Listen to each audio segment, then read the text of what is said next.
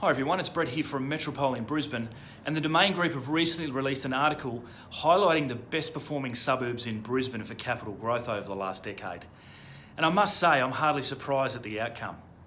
The suburbs that appear to be in that list are generally always in the headlines, even over the last 3, 5 years, 7 years, or decade like it has been.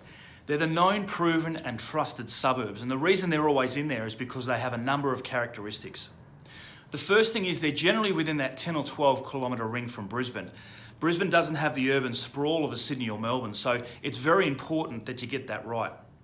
The reason they're grouped so concentrated is because they tend to follow where the employment hubs are and where the jobs are. And the next 10 years aren't going to be much different from the last 10 years.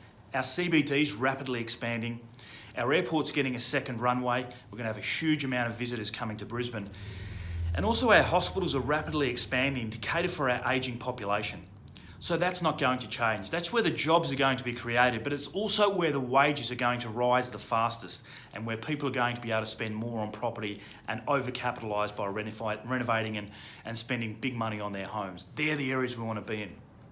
They're generally also closely located to lifestyle precincts. Somewhere where you can get up in the morning and have a coffee, go and watch a movie, do some shopping, all those kinds of things within walking distance and conveniently located close to where you are. Green space, all those things that families look for.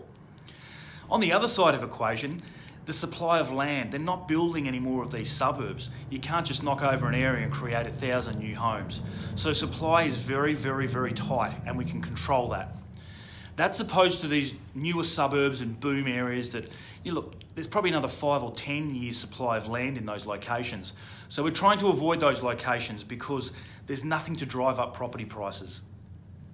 So it's pretty plain to see what's going to happen over the next decade as well. I can guarantee you that almost 90% of those suburbs in the list will appear on that list within the next decade because there's a proven formula for making these suburbs perform well. I often laugh at these people trying to pick the next hotspot or boom suburb.